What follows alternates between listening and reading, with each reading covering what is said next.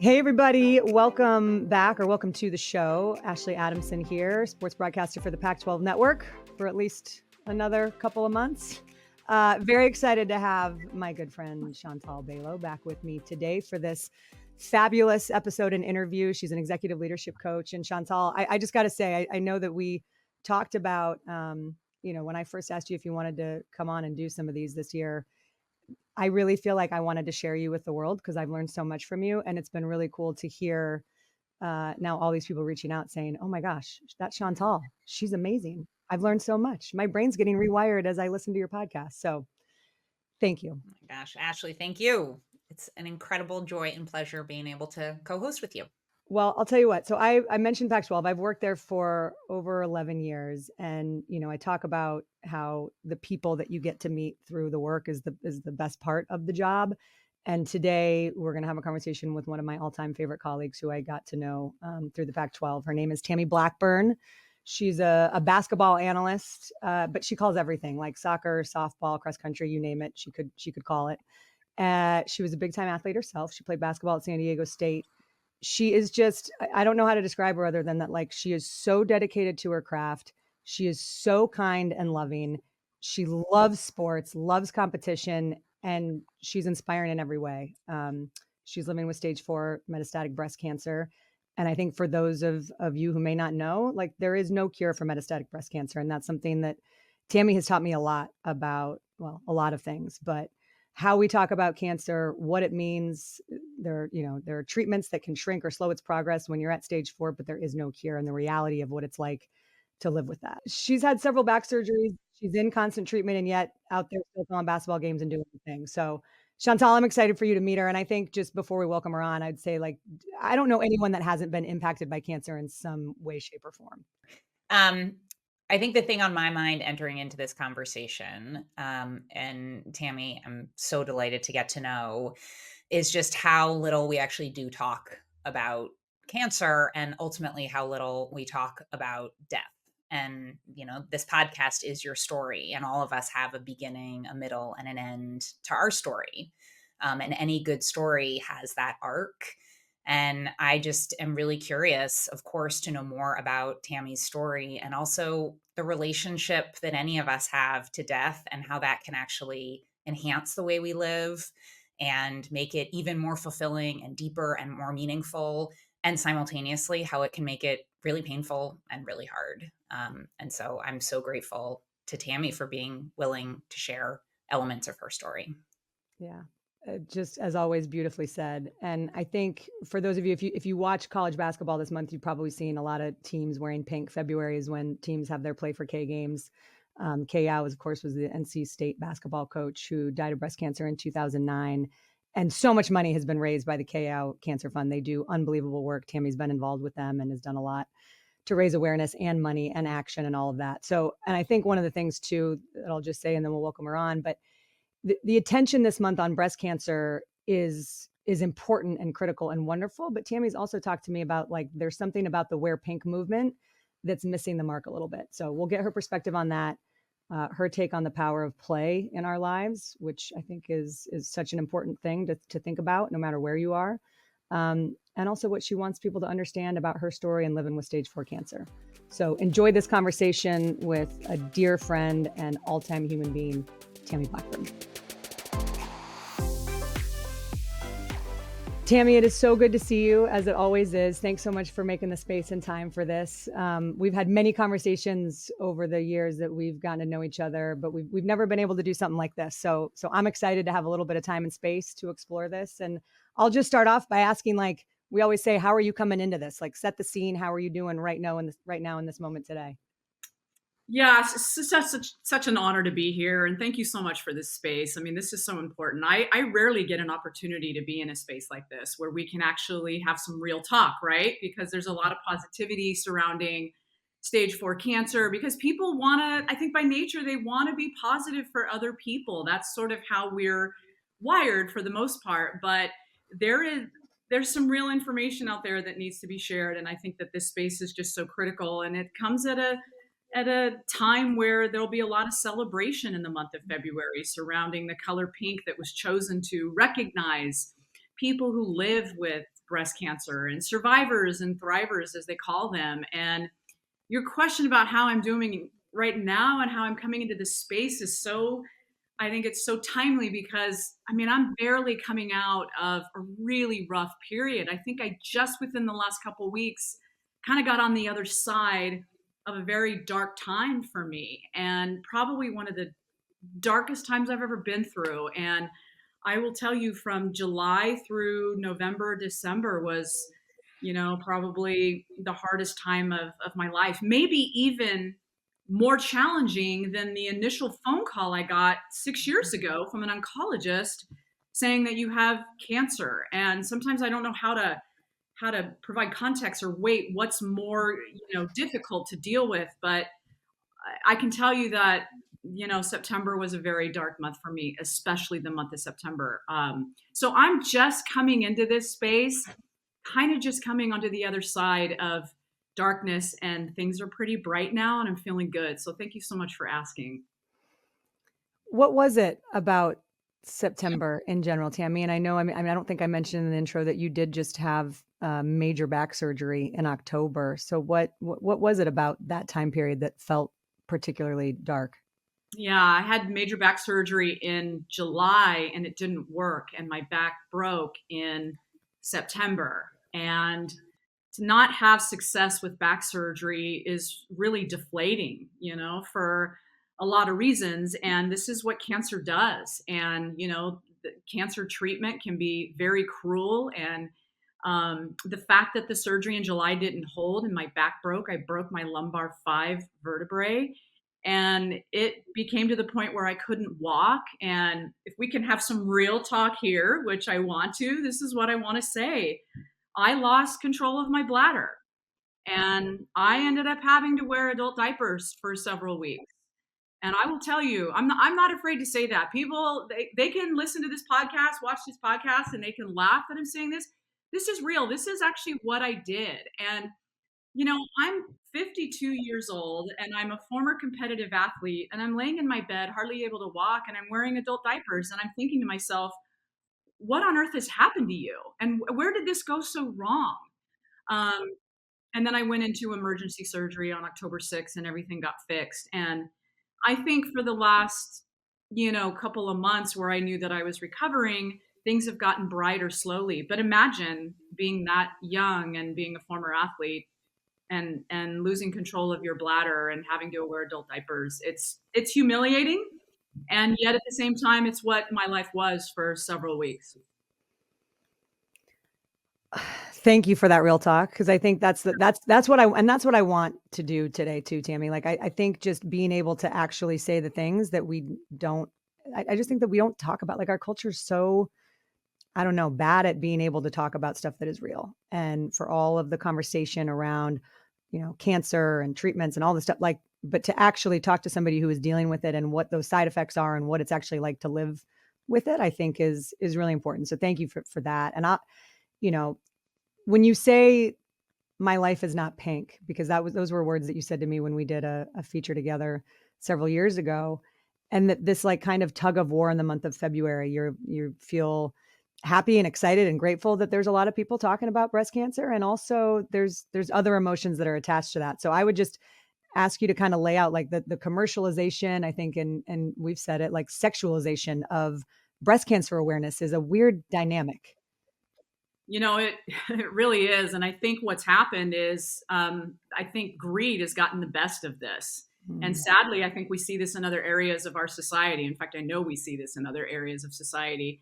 Greed can just be, the root of all evils in my mind, because if your self-value is not more important than your net value, then I feel like you're lost. And I'm somebody who moves through my life with valuing myself and where I am with my family and my circle of friends. And I don't worry too much about my net value. Now, you have to worry about your finances and you have to make money and you have to do all those things to make sure that you're taking care of yourself. But let's talk about greed, and let's talk about the companies that actually exploit breast cancer. And that greed comes from commercialization, right? So let's talk about that. You go to the store in the month of February and you see a display of Lay's potato chips, or, any sort of, display there of food that you have in a grocery store. And there's pink bags of potato chips. There are pink canned goods. There are cookies that are pink, that are wrapped with pink, that talk about, breast cancer, and how the proceeds from the sale of this product will actually go to cancer research. Now, I challenge you in the month of February to do one thing. Pick up that product and turn around and look on the back or somewhere in the small print and find out where the proceeds go and how much of that sale would actually go to cancer research. And I think that your eyes would be entirely open. And that to me is commercialization. And then you have what you mentioned is the sexualization, where you have slogans like save the tatas or help the men get to second base. And I just think that that is such a smack in the face to us. And like, I'm not saving my tatas for anybody. I'll tell you, like, I get to choose who I'm saving the tatas for. There's no company that's going to tell me, right? Like that's my choice. Okay. And yet at the same time, here we are in a society that, save the tatas and let's help our men, round second base or get to second base. I just feel like it's so cruel and so insensitive. Yeah. One thing that's coming up for me, Tammy, just knowing your history as an athlete, which I draw a set of assumptions, right? I mean, you have done a lot, I imagine, to take care of your body, right? To know your body, to tune into your body so that you can be at peak performance. And you're now in a place where I imagine your relationship to your body is really different, right? Given what is out of your control, given what the disease is doing to your body. Can you just talk a little bit about that, about what it is like being in your body now?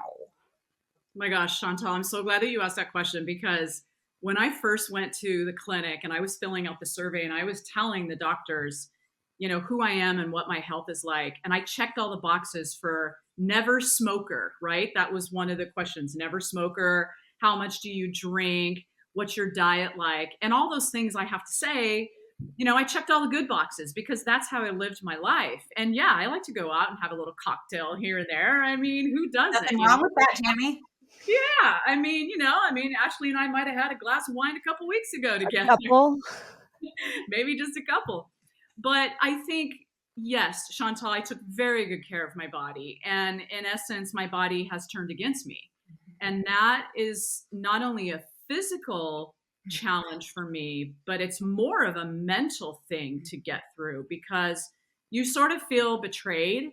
Actually, you don't sort of feel, you actually feel betrayed by your own body. Like, that's your temple, that's your place. And it's a very difficult thing to know that what you did didn't work, and you carry a lot of guilt for that. And the guilt is what will really get you. Like, what did I do wrong? Where did I go wrong?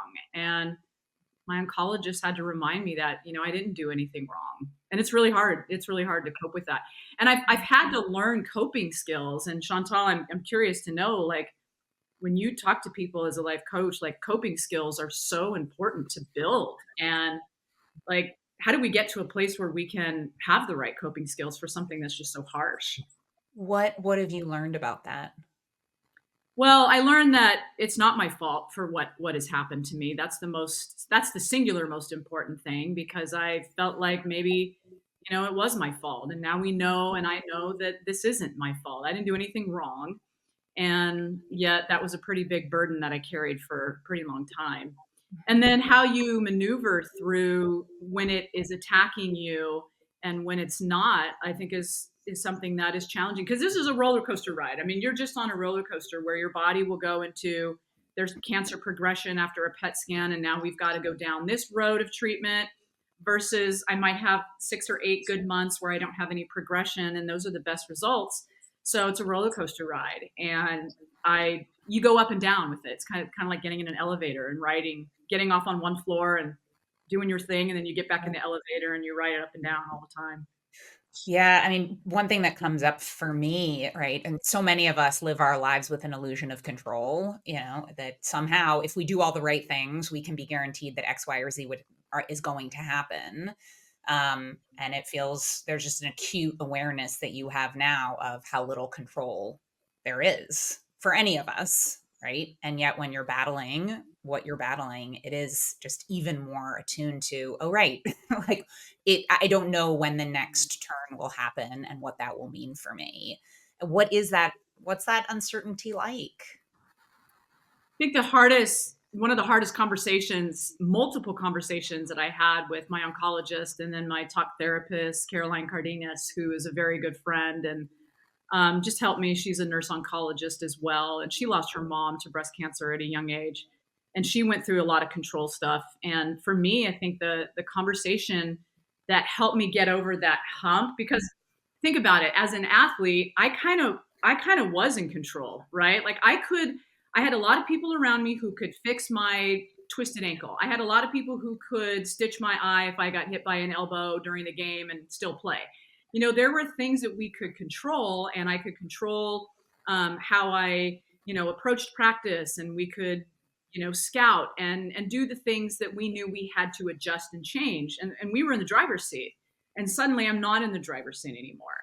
And I have to say that when my doctors gave me permission to relinquish control, that was the best conversation I had. And it took us a while in multiple conversations to get to a place where they said, you're not giving yourself permission to relinquish control. So we're giving you permission to do that because we're going to do the science and we've got control of that. And you have to take care of this.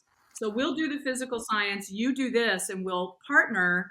And that's how we're going to control this. It was amazing. It was so enlightening. It was like, I didn't even think like, yeah, okay, I don't have to control this because I have other people who can control it with their sort of, their armamentarium, like their toolbox of medication. And that was the best conversation I had. You mentioned Caroline Cardenas, who I got to meet when we did a panel with you and her, and she is just amazing. I mean, on every level. I feel like everyone needs a Caroline in their life. I love what she talks about and what you have then brought into my world too, about the power of play and how important that is, both for, you talk about your mental up here and how important it is to take care of that. Can you kind of, just for people, describe what Caroline's work is about and what she does and why you sent me like the best hula hoop of all time that my kids still play with almost every night? Yeah, and I still have not mastered the hula hoop, and I have multiple ones that I bought from Caroline. And she's an amazing person who understands the value of making sure that part of your everyday life is play, because when we're growing up in our formative years, that's who we are as children. It's that playtime that allows us to be free, and we're sort of liberated from any sort of burdens. And as we grow and we take on challenges as teenagers and then young adults, and we try to get into college, and the pressures, that play sort of, it's like, where is that play? Are we bringing enough play into our life? Because our body holds on to so much of the stress and the negative that we've got to have a place to release that. And you can do that through play. And we shouldn't forget that just because we're older doesn't mean that we can't enjoy play in the same way that we did as children. It might look a little different. I mean, I don't know. I like to do different things for play, but it's certainly going to look different than being at a playground or what have you. But it's so important. And I used to love to roller skate and listen to disco at the same time, because I'm just such like a disco music person. I love all genres, but disco just gets me going. I put on my roller skates and just kind of do the moves. And I can't quite do that right now because my back is recovering, but I'm guaranteeing you, I'm putting my roller skates back on. And then one of these days, you and I are going to have a hula hoop competition, Ashley. I swear we have to. I'm in. I mean, count me in. Count me in. I love that. And I do think I want to double back to something that, when you talk about the language when it comes to cancer, and it's just in our vernacular, right? Like Chantal said it, battling. That's how I, battle, fight, don't wave the white flag. Like there's all this wartime language around cancer and how people are dealing with it. And I just wonder for you, as someone who's living with stage 4 cancer, like what does that feel right? Like, what is, when we talk about battling and fighting and not giving up and not even like, what comes up for you when that is the vernacular and kind of the language that we use? So when people say that, I know that their intentions are so heartfelt.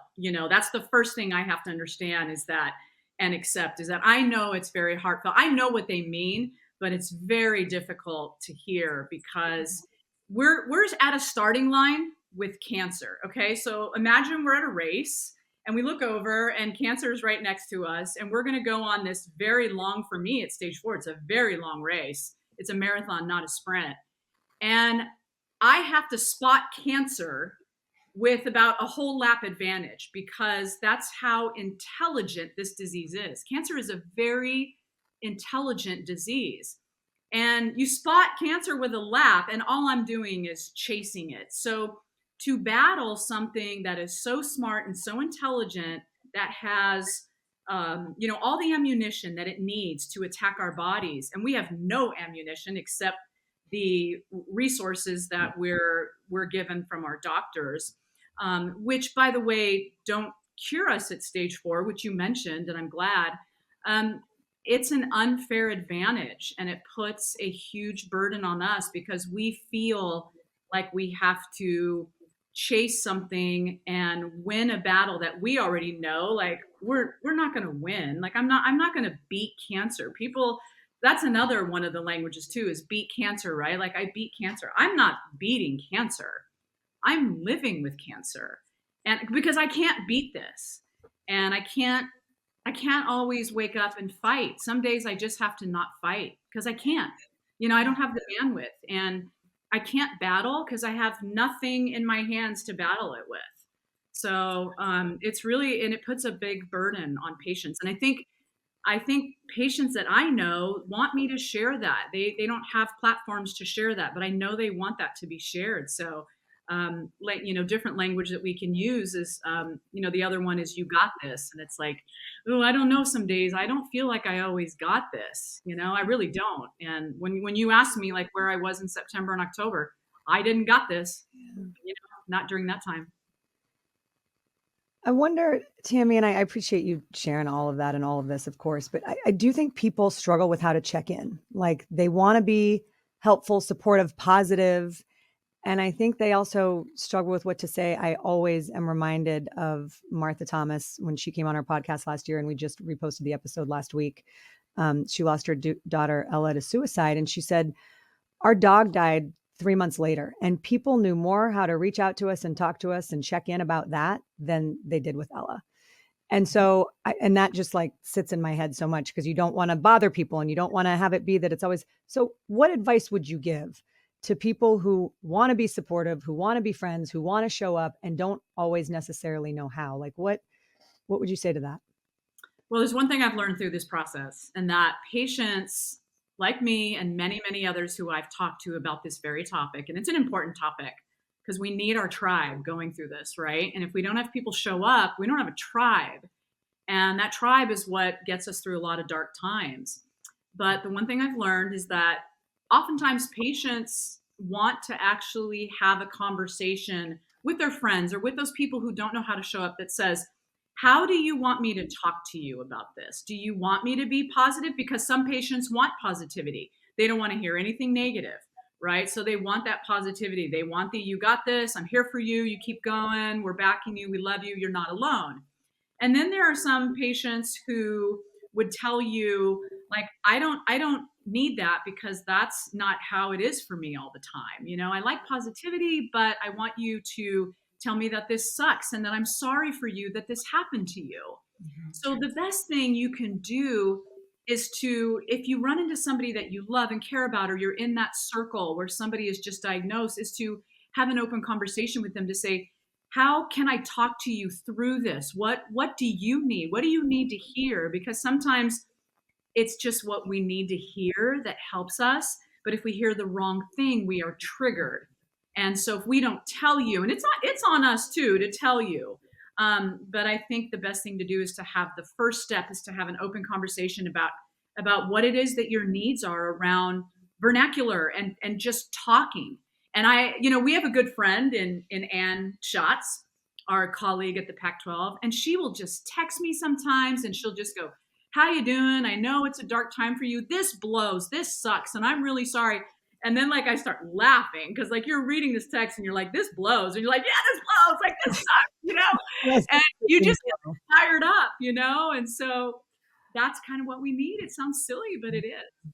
I Yeah. mean, I want to say it does not sound silly. I think one of the things that I'm curious about is I think we as humans have so much discomfort around topics related to illness, grief, loss, death, like that whole terrain is oftentimes, there aren't topics that we necessarily cover with regularity. I think there's almost this worry of, oh gosh, it's going to be a Pandora's box, then it will be emotionally Mm, untenable. I won't know what to say. There will be big emotions. And so we keep ourselves at a distance so that we don't upset anyone, say the wrong thing, tiptoe, etc. And I think there's just this huge mm, missed opportunity, right? Because what you're saying is actually just ask and just be yeah. curious about where are you and what do you need? Or offering kind of a buffet of here's what I can do for you, right? Do you need humor? Do you need to vent? Do you need to sob? Like what is available? Um, are you able to share a little bit more? You use this great example. Are you able to share other examples of just kind of what it's meant to you to be in real connection with people who have leaned into perhaps some of their own discomfort in this way and what that's meant to you and what it's done? I've seen it help them and strengthen our friendship through this because I think what happens is the minute they hear me share with them sort of what my needs are and that I can actually like talking about cancer is okay with me. Like for me, it's okay. It's not okay for every patient. And I get that. Like everybody is different. I am an open book and Ashley knows that about me. I want to talk about it as much as I can. And I'm not afraid to have tough conversations. And my oncologists appreciate that because you can either bury your head in the sand or you can get up and you can, go with it. And it's okay if you're that person who wants to bury your head in the sand. That's okay. This is a tough disease. It's hard. It's okay. Nobody's judging you. But for me, it's going to be the other way. And so I've strengthened my friendships through having those conversations, and I've seen it become um, easier for them to understand cancer, and that's important because now we're advocating and we're sharing awareness, and that person then runs into somebody else in their life, and now they have a little bit more experience on how to approach that person or what they need. And so that's probably the biggest thing, Chantal, is that the connection has grown stronger with me and those people who now understand what I need. And Ashley knows she can call me and she can say, "How are you doing today?" Because that's generally how she will text me. She'll say, like, if we haven't talked in a long time because of our busy schedule, she'll just say, "Checking in, how are you doing today?" And that Yeah. word today is like so important. And so she knows because it may not be how I felt a week ago, right? So it's like, where am I in today? And that shows me that we've come a long way in our friendship on how to talk to each other. And I think Ashley would probably agree with this that she probably is, I don't want to say better because she's already great, but like she's a better communicator with maybe other people in her life in the future with cancer because she's had the experience with me. Tammy, I will tell you 1,000,000%. And I'm glad you brought that up because I was going to jump in and say the same thing. You have taught me and opened my eyes to a lot of things. And I'm really grateful to you because it has been that. And it's vulnerable for someone. It sounds silly, but like, on the other end of it, you're like, I don't want to say the wrong thing. I want to be there for you in the way that you want me to be there for, but I don't really know what that looks like. And so even you just giving the advice, which I think is wonderful. And I hadn't heard that before, of asking people, what do you need? Like, what is Yeah. it? How do you want me to show up for this? How do you want to talk about this? But that little change of, and you were the one that told me this, like, it's just checking in and saying, how are you doing right now? Like, how are you doing today? And I have Mhm. other friends who are, you know, doing different things or are dealing with illness or loss or grief or death. And it is that, how are you doing right now today? Mm. And you help me so much understand the difference of that than saying, how are you doing? Like, well, we know how you're doing. Like there's a lot that you have going on. What do you want to get into? How am I doing? Like, Yeah. but how are you doing right now in this moment? I think you really helped me think about that. I also just want to double back on, and I would love for both Tammy and Chantal, if you've got a thought to follow on this, but our inability to talk about death and why it is so, I don't know if it's like taboo or just there's a lot of discomfort, as Chantal said, when it comes to all of that. And you said something to me the other day about palliative care, like, has opened your eyes to a lot of things, Tammy. Yeah. And I think, understanding that side of it, I would just whatever you have to offer around what you have learned about talking about death, dealing with it, thinking about it, the importance of that, and how it can impact actually how we're living. And this isn't just for people who are dealing with stage 4 cancer. It's with people who are healthy, like our Sure. inability to talk about it. So what are your thoughts around that? Yeah, it is an uncomfortable topic, right, for anybody. I mean, naturally, I think the human spirit doesn't want to kind of go there, in many ways. And yet, that is the reality of what will eventually happen to us. At what point in time, we don't know, and we don't have control of that. And that's another thing. It's like the control piece kind of comes into this. But, death was sort of kind of shoved in my face pretty promptly when I got the second call, because on September 1st, 2017 was my first call, but I was stage 3 and that's curable. And my intent, along with the healthcare team, was to cure me. And I was cured for all but 6 months. And so then the phone call came, and that's when death sort of stared me right in the face. And that is a whole different level. Like we're talking like a whole different level of going through talk therapy and acceptance and coping skills. I mean, what a different conversation. And I'm sure, Chantal, you can speak to this, that's a very different appointment for you or conversation when somebody's coming at you with that. So death was something I did want to talk about with my oncologist, even though the good news for me, and I'm so fortunate because so many people have lost their lives, and I'm so moved and so sad by those who don't survive this disease. But I haven't had anything life threatening to this point. I've had some bad situations, but we've come through them.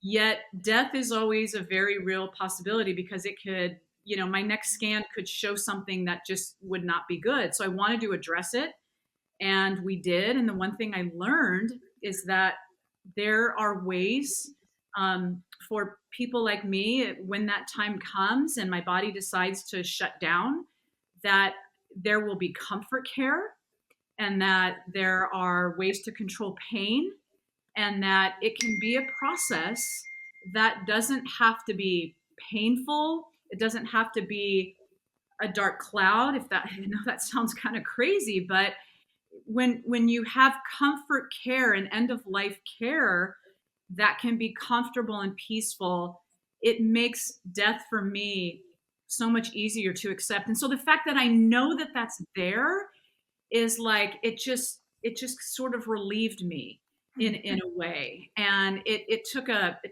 piece of sort of anxiety out of my heart, because nobody wants to suffer at the end, and end of life is really a tough time for anybody.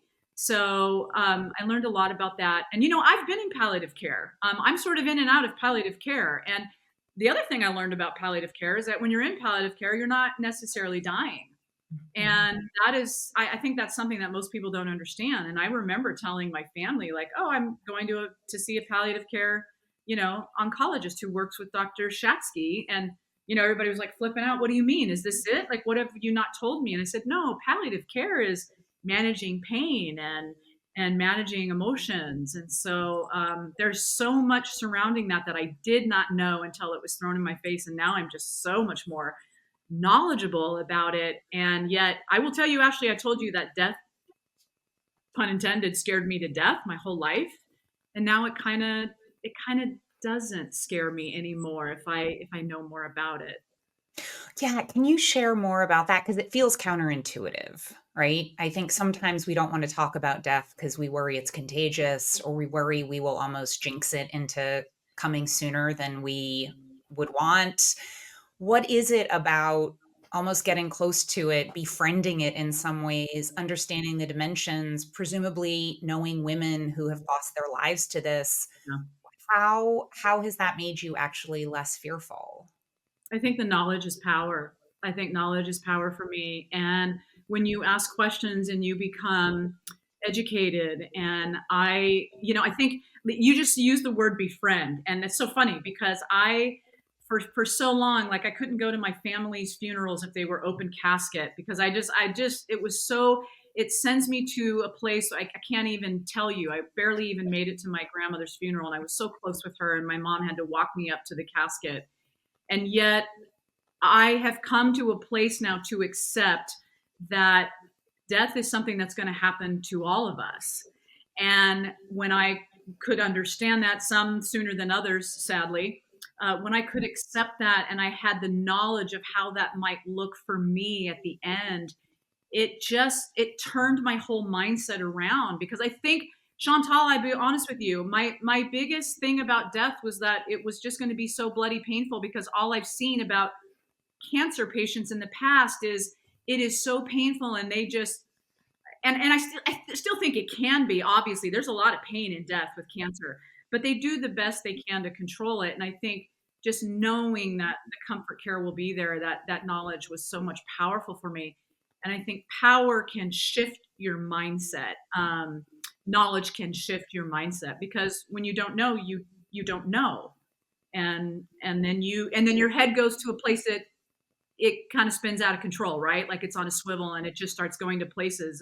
It's like me telling a friend who just gets newly diagnosed with stage 1 or stage 2, I could easily tell them now, because I have knowledge and I have a little power and authority.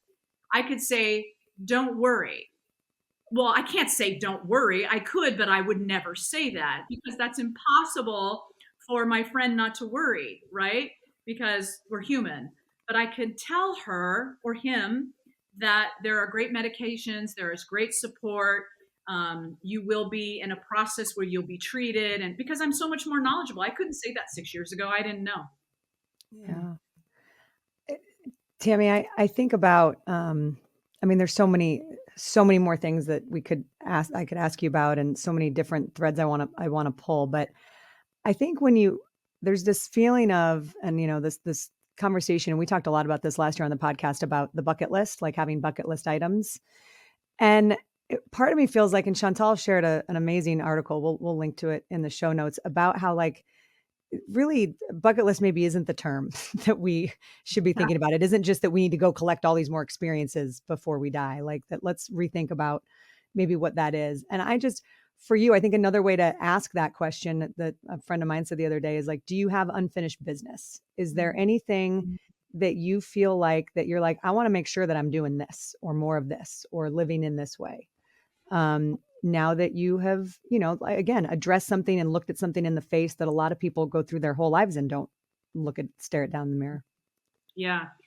So it's going to be really important for me to continue to advocate, and I want to help others. So much so that I think about it every day. I'm constantly thinking about what I can do for others who are living with this, or those that will eventually be living with this. And I know that we're making strides. I know that we're getting there. I know the importance of cancer research. I don't think for a minute that in my lifetime there's going to be a cure for what I have. I'm pretty confident that that's never gonna come my way, because I've had some real conversations with doctors and scientists, and I've been to conferences, and I don't think that we are going to get there. But I do believe that we can, or I believe that we could have better medication that has fewer side effects and also gives us more time. And the two things I have to share that I think about a lot, and I talk to my oncologist about a lot, and it's kind of how I live my life. It's not a bucket list thing. I just want quality of life, fewer side effects, quality of life, and I want time. Those are the two things that I want. And I want to just live every day. And whether or not I'm doing a bucket list item, because I'm not going to lie, I have a few things on a bucket list, but I don't have a cancer bucket list. I just want to live. I want to live, and I want to help others. And I want to raise money for cancer research as much as I can. I want there to be, like, I'm around women's basketball players a lot. And I think about, that was me, right? That was me not all that long ago. Actually, pretty long ago. It's all relative. Not that long. Exactly. It's all relative. Age is just a number. Mhm. But I look at them and I think when I'm at shoot around or practice, or if I'm calling a game, and I think about, I do the math, right? And I look around and I go, oh, about 3 of those people are going to get a phone call. Mhm. And that's the reality. They're going to get that same phone call that I got. So what I want for them is I want there to be better medication for them than there is for me today. I want them to be told that they're going to have more time than maybe I have, a smaller window of time diagnosed with stage 4. I want them to have a long runway. I don't even want them at the very end of the day. I don't want there to be an end to this. I want them to be able to say that, they'll outlive cancer and that they'll die from something else. And that's what I think about every day, is how can I get us there? And all I know how to do right now with that, and I'm learning, but all I know how to do with that is to partner with people who care, who can raise money for cancer research, because that's how we're going to get there. And that's how we're going to better the medicine for the people that I spend a lot of time with, who I know one day will get that call. One thing that's coming up for me, Tammy, a bit ago, we were talking about, some of these coping strategies, and I am just so freaking struck by your ability to repeatedly hold these paradoxes as though they actually aren't paradoxes, right? I mean, everything from hula hooping and inviting play and roller skating to disco music, and simultaneously taking your treatment very seriously and taking your care very seriously. What you were just talking about here in terms of accepting death when it is time and when your body can no longer, and simultaneously ensuring that you are doing everything possible to secure as much time as you can. And then what you just said of, you have like ambitious goals, right? You're like, okay, I have work to do. And simultaneously, there's this simplicity of, actually, I want time and to be with the people I love. And I just think those tensions are so hard for people to hold. And at least from the work that I do, it's one of the most powerful coping mechanisms, because otherwise we're fighting so hard to think we have to take it seriously or we have to take it lightly. And this ability to hold both seems pretty profound in terms of how you live and operate. Is that something that you feel like that has kind of come naturally to you? Do you think that this diagnosis was an unfortunate forcing mechanism to be able to do that? What do you know about that? Yeah, when I first got diagnosed, I actually was thinking, this is so crazy, but I was like, well, I can see why this happened to me. I'm kind of built for this. Mhm. And then I started thinking, like, no, like, I don't think anybody is really built for this. Like, nobody is built for this. But like, you sort of believe that, like, my basketball training, and I'm sort of well equipped to handle this. And yet at the same time, I realized that, like, I could be as well equipped from that experience, and yet, man, I'm going to feel, pretty down and out. So I think I'm just wired in a way that I just have the ability, and I don't know where it comes from. I have the ability to kind of compartmentalize and separate the two, and address the two the way that I need to. And I've learned a lot from my oncologist about showing up for treatment and how important it is and how serious it is. And if you've ever been to an infusion center, it's the unhappiest place on earth. It is honestly the unhappiest place on earth. And it's terrible to go there. And yet you have to walk into it. You have to accept it. You have to sit in that chair.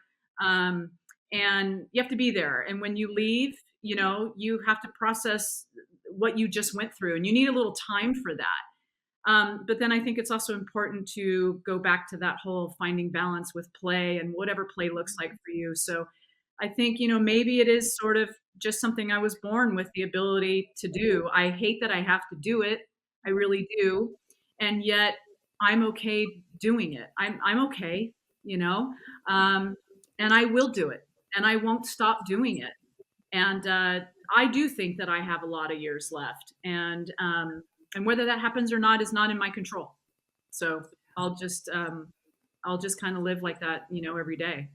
And I'm not in denial, Chantal. I don't think I'm in No, denial. no, that's what's amazing. You're like, I accept Yeah. it. I'm not in denial. And screw this. I've got things to do and Yeah. things to take care of. it's what's so remarkable about getting to know you is these things that are paradoxical that actually you seem to hold quite effortlessly and recognize they're both true. Yeah. Oh, thanks. It's I was just about to say it's a battle every day, but I can't say the B word. I'd actually like to say that.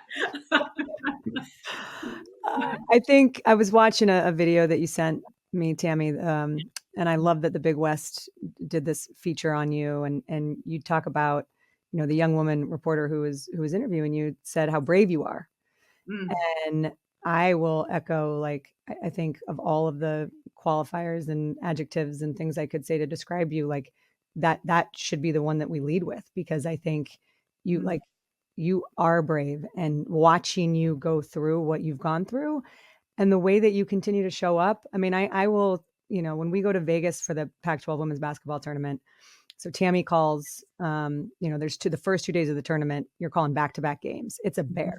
Like, yeah. it's a lot for anybody. And then I think about physically where you've been for the last couple of tournaments, and just I look over at you and you're so in it, and it's like I'm in awe. Like, it is so unbelievable the way that you can show up and do your job, and like no one at home listening would have any idea um, that you're dealing with what you're dealing with on the back end and inside, and that your body's in pain, and that, and I there was that moment when, I think it was Heather Vaughn and Teresa Gould at the conference.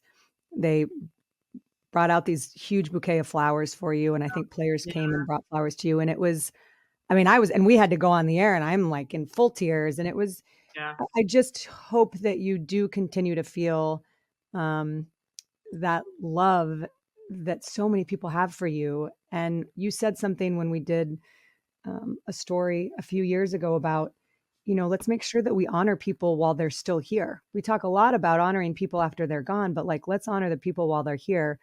So I guess that's a long-winded way of me asking you, like, how do you want to be honored when you're here? Oh gosh, I don't even feel like I need to be honored, because I feel like my honor every day is that I get to be around people like you, and I get to be part of something, like this. And I'm so loved, and I've never lived a day in my life without feeling that I am so loved. I grew up in a very loving family, a very big family, with a lot of love and a lot of chaos and a lot of laughs and a lot of crazy holidays and fun and love, and a lot of stress too, that comes with that. I mean, we all have our things, but um, I'm so loved, and I want to give love because I'm okay. I'm okay even when I'm not okay. I'm actually still okay, and I have a lot of love to give. And so I think the best way to honor me is to allow me to love and to share and to give back, because that is what brings joy to my heart. And it's important. It's important to find joy when cancer takes a lot of joy away from your life. And so, if I might, I don't think I need to be honored, but if I might answer the question, I would say just let me love and let me share and let me help others. That's the best way to honor me, is to give me that room and that space, and help me if you can, um, because that's important, and that's how we're gonna make change. Mm.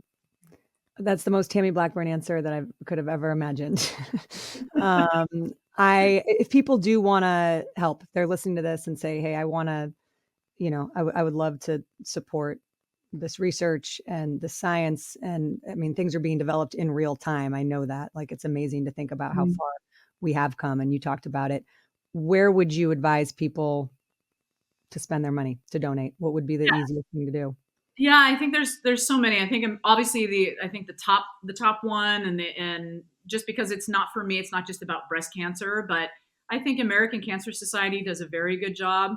And I also think that Metaviver is something that would be maybe a little bit more in tune with what I'm going through. So I give to them. Certainly, the K Yao Fund is a place that does some really good work, and very, very important in the breast cancer family.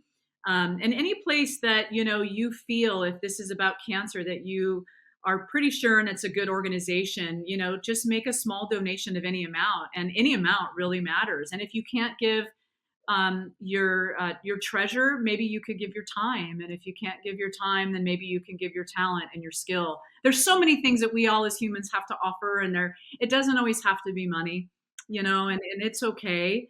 The fact that you all gave this space today and that this is going to go out is worth its weight in gold. And this is a gift, honestly. Like, this is a gift, because there's, again, I love that this has been real talk, because there's so many things that people just don't know, that I learned about, that I'm still reeling with today. And I have a lot of things that I have to deal with every day, that my body doesn't work in certain ways. And when you find out what those things are, because nobody told me that when I had a massive lumpectomy, that, and again, if I can get real here, nobody told me that, my nipple was sensitivity. Like, I don't have a left nipple. It's like a flat tire. It's gone, that I didn't know that. My whole lymphatic system on that side was taken out. All the nerves were cut out. And so, I have one nipple that works and one that doesn't work. And this flat tire, I just want to go, drive into an automotive center and fill it up and get it back working. But it doesn't work, and then there's problems with that and your lymphatic system. And I know this is funny, but this is what really life is for me. And you wouldn't look at me and understand that or know that, but think about how that affects people, and the important parts of their life, where we're, in relationships and we're intimate and things like that. And nobody wants to say it. And yet I want to shout it from the rooftops, because that is real stuff. I mean, that's real stuff. That tire's terrible. Yeah. Yeah. No. And Tammy, and listening to you, I mean, I have not had the experience you're having. One thing that comes up for me is childbirth, and that kind of postpartum era, where it's I very much experienced the, okay, and now get back to life, and now you are taking care of a small child, but you just continue to Tiny function. human. Exactly, right? And my body feels totally different, and my life has been turned upside down, and this is now for the rest of my life. This will be a constant, how am I evolving and changing through this experience? And obviously a completely different experience. But again, I think as a culture, we just aren't good at understanding that this is ever present. Yeah. It's sort of like, oh, you had the surgery. Okay, well, that's great. That sounds like that's complete. Check. And yet what you're talking about are all these repercussions and these unexpected twists and turns, and how those impact you emotionally and physically, and having to hold that, as opposed to be in community and be in relationship, just is very hard. And it's so heartbreaking that in so many ways we do this to each other because of our inability to maybe be curious or be uncomfortable.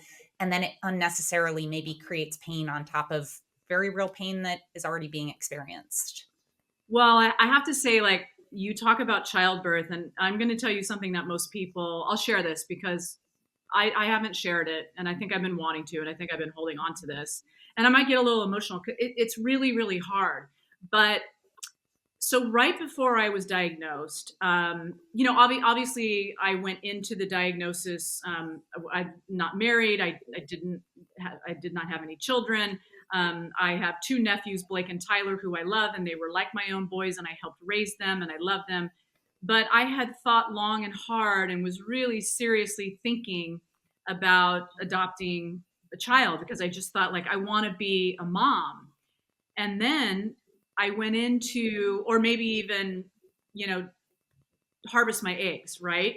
And then I went into this appointment, and I first met with my oncologist, and she said to me in the first appointment, she's giving me everything that we're going to do. We're going to do chemo. We're going to do surgery. Then we're going to go into 45 straight days of radiation. Here's how you're going to feel. Here's the medicine I'm going to give you for anti-nausea. It's like an hour-long appointment. And then she says to me at the very end, she says, there is one thing. She was talking about putting in my port for chemo. And she said, there is one thing I have to ask you.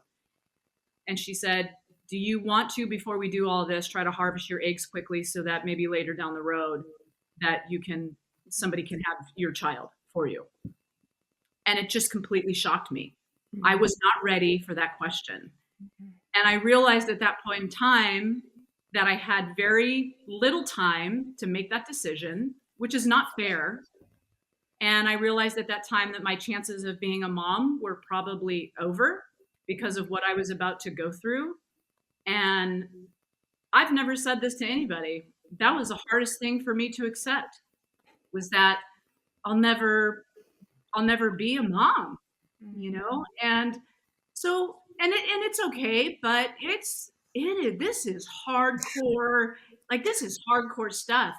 And I just remember thinking, like, I looked at her and I said, well, how, like, when do you need to know if I want to harvest my eggs? And then I'm thinking, like, I know that it's costly, and they're like, and I had just gone through all of this, like with chemo and everything. And she said, well, you got to kind of let me know now. That is what cancer is. Yeah. Real talk here, real talk Yeah. about what cancer is. And that is what we go through. You have to make split decisions, because chemo was starting within weeks for me.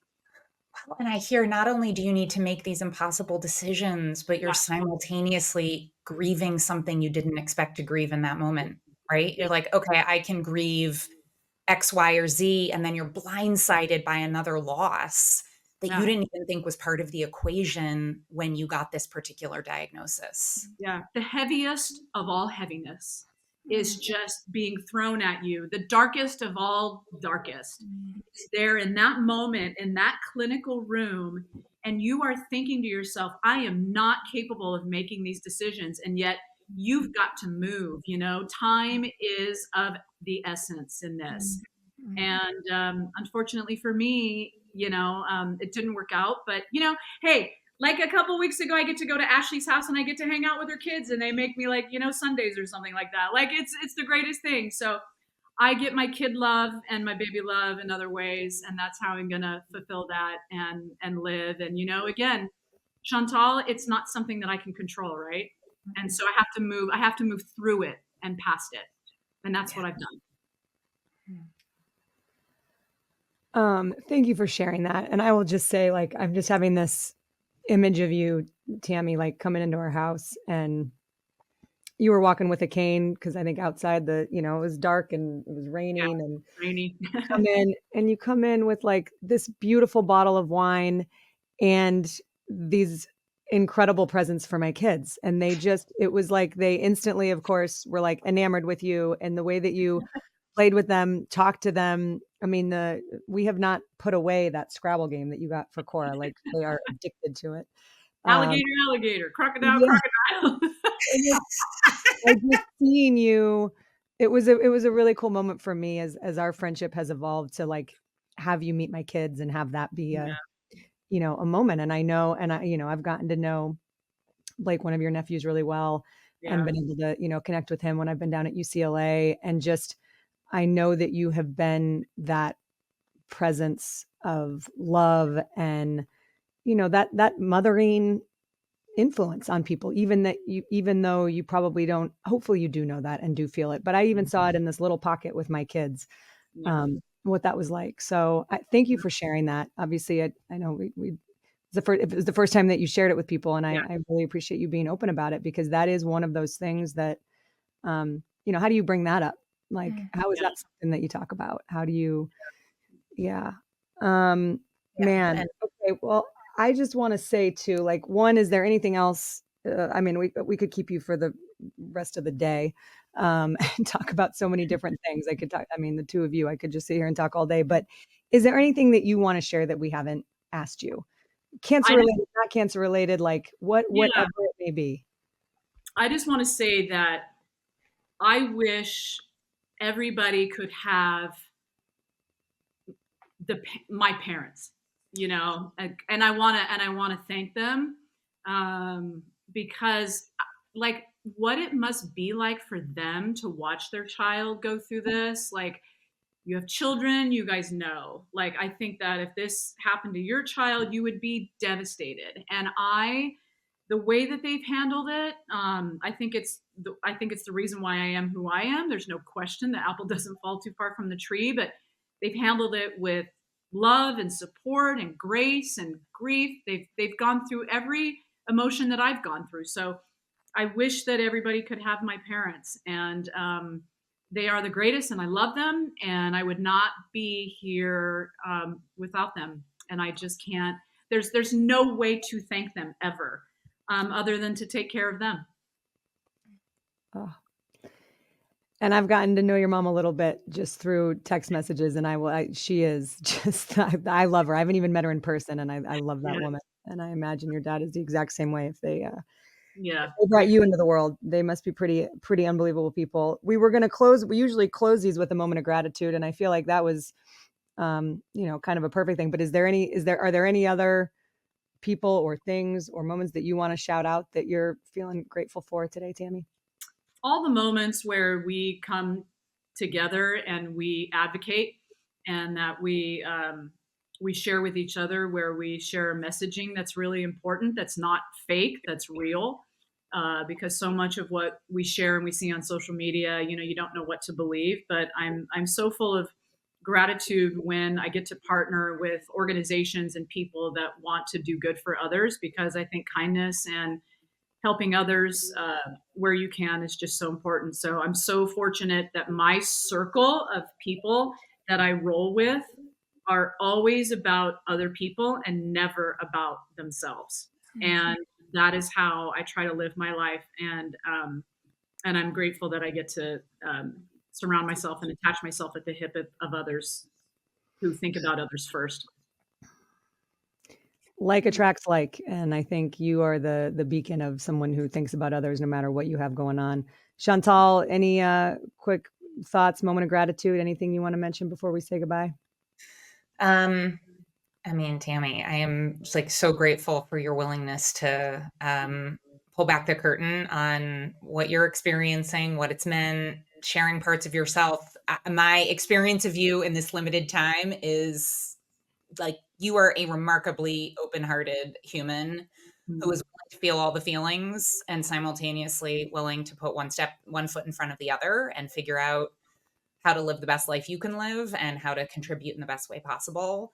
Um, I think another like small but really significant thing I'm grateful for in this conversation is just this triggering language that you're pointing out, right? Of, I asked how the battle is, and I think it's language matters so much because it has the ability to connect or disconnect us. And I feel so grateful just for your willingness to really say, look, this is like helpful or this is disconnecting, so that we can be of support to each other and care for each other and not somehow say something that's going to create unintentional distance. So Thank you. Yeah. And I will just layer on top of that, co-sign everything that Chantal just said. She always says things way better than I, like they come out jumbled in my brain, but I'm like, that's what I meant to say.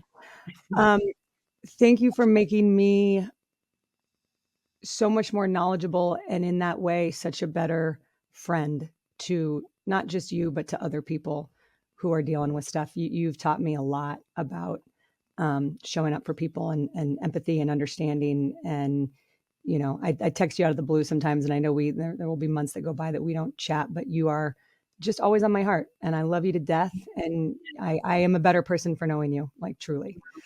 I feel the same about you, and I love you, and thank you. Okay, we've got one little treat as we say goodbye. This is like the extended moment of gratitude for Tammy. So I've got a few messages that I want to play on your way out, but thank you for joining us. And let's do this again. You come back on this podcast anytime you want. Okay. All right? I'm in. I'm all in. thank you, Tammy. Hey Tammy, I just wanted to quickly say how much I love and appreciate you for everything that you've done for me in my life. You're such a big role model to me, and one of the biggest things I admire about you is how you've been through so much in your life and you're still able to do it with a big smile on your face. You do it so gracefully and with love in your heart. It's such an admirable quality to have. And one of the biggest things I've learned from you is no matter what you're going through is to always just be kind and generous to others, because you never know what they're going through. And it's something that I try to do now because I've seen you do it so many times. So I just want to say, once again, I love you. I hope you're doing well, and we'll talk to you soon. Tammy Blackburn, it's your old partner, Kate Scott. And the thing I admire most about you, I'm thinking back to a game we called. I just looked at the picture a minute ago on my phone. January 2018. So it's been a minute, as the kids would say. You are looking spectacular with your bald head. I'm in a bright pink shirt. It was Breast Cancer Awareness Day at USC as they're playing Oregon State. You told me before the game, listen, cancer may have taken my hair, but I'll be damned if it takes my life. And I have so admired, before then and obviously since then, just your absolute desire and focus to attack life every single day and squeeze the most joy and fun and love out of it that you can. And anytime I'm having a low moment in life, for whatever reason, right? First world problems, I just think back to that day and man, think back to Tammy, everything she was dealing with in that moment, coming and showing up and kicking the you-know-what out of that broadcast. So friend, thank you for just reaffirming something I knew before, but really bringing it home to me that day and in that moment. Miss ya, love ya, not here without you. And thank you for showing me and all of us just to tackle the motherfucking shit out of life every single day. Sorry, not sorry for those words. Love you, Tammy. Hey Tammy, just wanted to take a quick second to let you know how appreciative I am for you and for everything that you've done for me in my life. It does not go unnoticed. I'm forever grateful for you for everything. It's definitely hard for me to pick one thing that I admire most about you, but definitely something that comes to the top of my mind is your kindness and generosity towards everybody. But just wanted to take a couple seconds to let you know how loved you are, and I love you so much. What I admire so much about Tammy Blackburn is her gift of being able to develop authentic relationships with people from all over the world and nurture those relationships. She's an incredibly supportive friend, and I am so blessed to have her in my life, and I just admire that in her so much. And one thing that stands out to me of so many things that inspire me about Tammy is her ability to be able to take challenges and difficulties and transmute them into creative action, transmute them into actually something quite beautiful that touches the lives in a positive way of not just the people that she knows, but also people that she doesn't know. And in that way, I think Tammy just is somebody that just makes the world a better place. And we just all love Tammy so much. This is quite a challenge. I don't know if I can articulate my love for TB in one quick little snippet, period. Not for the faint of heart, this challenge. Tammy, we've known each other for a long, long time. We've called games together, we've traveled together, we've celebrated together, and we have shared tears together. Our history and our memories and our connection, the real deal, period, since day one. What I keep coming back to, though, is our time at the Pac-12 network and how these last few years have been rewarding and terribly challenging, terribly difficult. And in some ways, I would use the word cruel. And yet, I don't think you would land on that word because you're such a gamer. You're such a flippin' gamer. Thank you for inspiring me. Thank you for including me. Thank you for letting me in.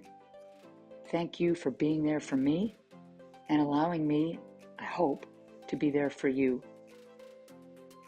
I like to think that there are a lot of years left in both of our tanks. And I also would like to think, and bet money on, the notion that we will be in each other's lives as long as there is gas in that tank. I love you to pieces.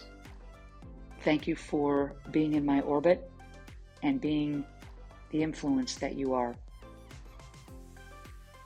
Hugs to you forever, Tammy Blackburn. Mad, mad love and respect. Hi, Tammy. It is so difficult to put into words how proud Dad and I are of you. You are one in a million. You were a bundle of energy when you came into this world, and you continue to be a bundle of energy. When life presents challenges and you have had many, you continue to pick yourself up and fight the battle. Your compassion and generosity has brought and continues to bring hope and joy to many. Helping others seems to be in your DNA. Your vision of helping students at SDSU by creating the Courage Through Cancer Fund is just one of your many amazing accomplishments. You are an inspiration to young and old, and especially to Dad and me. Proud parents we are, and we love you with all our heart.